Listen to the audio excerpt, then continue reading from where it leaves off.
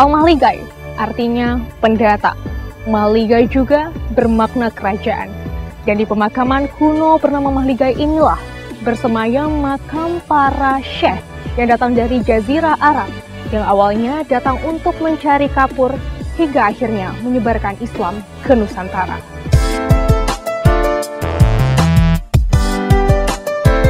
Dipagari perkebunan karet dan terletak di atas bukit kecil di Desa Auk Daka, Kecamatan Barus, Tapanuli Tengah, inilah makam Mahligai. Makam kuno yang menjadi sumber catatan sejarah masuknya agama Islam pertama kali di Nusantara sekitar abad ke-7 Masehi. Dan jejak pertama itu dimulai di kota terpencil penghasil kapur bernama Barus. Lalu apa kaitan kapur, Barus, dan masuknya Islam ke Nusantara? Sejarah mencatat pada awal abad Masehi hingga ke abad 7, para pedagang dari India, Arab, dan Cina sudah berdatangan ke Barus untuk mencari salah satu rempah istimewa. Rempah itu adalah kapur yang kemudian termasyhur ke seluruh dunia dengan nama kapur Barus. Selain berniaga mencari kapur, para saudagar khususnya dari Jazirah Arab yang tiba ke Barus pada abad ke-7 Masehi atau tahun pertama Hijriah juga mulai menyebarkan agama Islam di tanah Barus. Dan berkat syiar para pedagang itulah untuk pertama kalinya agama Islam masuk ke Nusantara melalui Barus, Sumatera Utara. Barus itu dalam beberapa tulisan ahli sudah dikenal 6.000 tahun yang lalu. Walaupun di dalam penuturan persisnya itu bisa dikatakan untold story, tidak persis tanggal berapa dan jam berapa dan tahun berapa. Akan tetapi ke Barus itu datang dari berbagai benua, terutama dari India, dari Arab, kemudian dari Cina, nah kemudian juga dari sejumlah wilayah di Eropa. Nah, mereka datang untuk mencari rempah.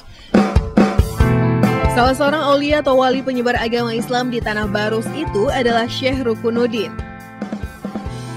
Sang aulia diperkirakan berusia 102 tahun, wafat di tahun 14 Hijriah atau sekitar abad ke-6 Masehi.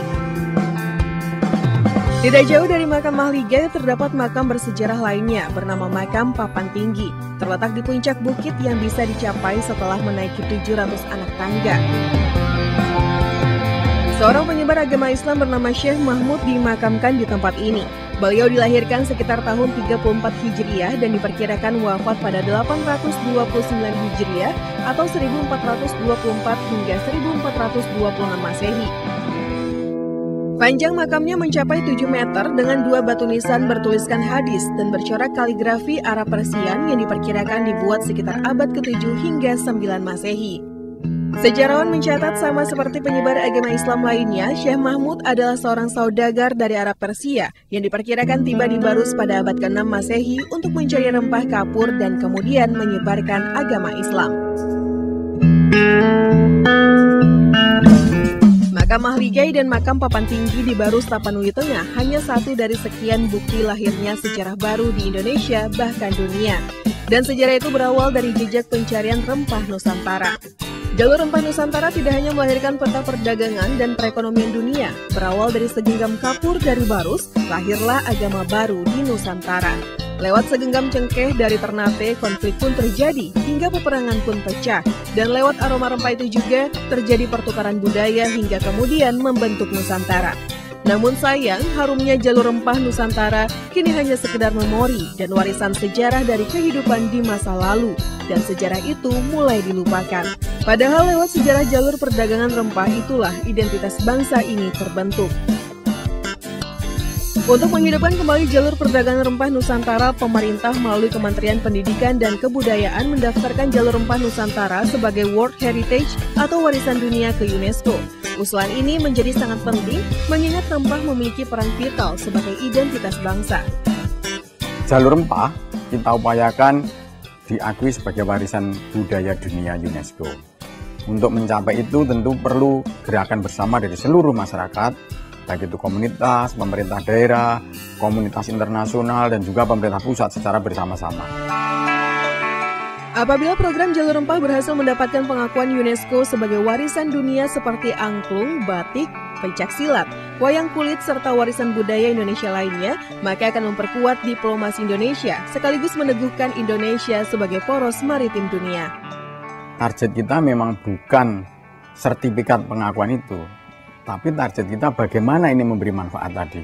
Jadi keuntungannya pasti banyak. Yang pertama, ini bukan kok sebuah gerakan untuk romantisme masa lalu, tetapi ini adalah sebuah upaya. Pertama, membangun paradigma berpikir kita bahwa kita adalah negara yang maritim gitu. Jadi visi itu harus kita tetapkan bersama.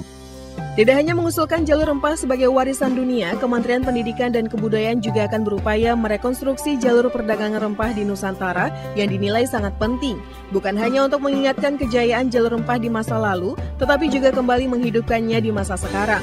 Upaya yang akan dilakukan untuk merekonstruksi jalur rempah itu adalah peremajaan ladang rempah, industri obat herbal dan kecantikan berbasis rempah-rempah asli Indonesia, serta paket wisata jalur rempah. Setidaknya 20 titik awal rekonstruksi jalur rempah itu sudah disusun yang tersebar dari Raja Ampat hingga pesisir selatan.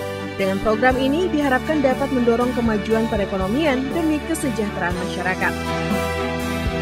Untuk itu, sebagai sebuah gerakan gotong royong untuk pemajuan kebudayaan Indonesia, maka membutuhkan komitmen bersama bahwa jalur rempah tidak hanya sekedar jalur, tetapi di balik jalur itu banyak nilai yang ingin kita sampaikan kaitannya dengan pendidikan karakter, pemanfaatan di bidang ekonomi, dan lain sebagainya. Rempah Nusantara lewat aromanya yang mewangi tidak hanya membuat cita rasa makanan khas di atas meja makan menjadi semakin nikmat saat disantap, tetapi juga mewariskan sejarah panjang yang mengubah wajah dunia.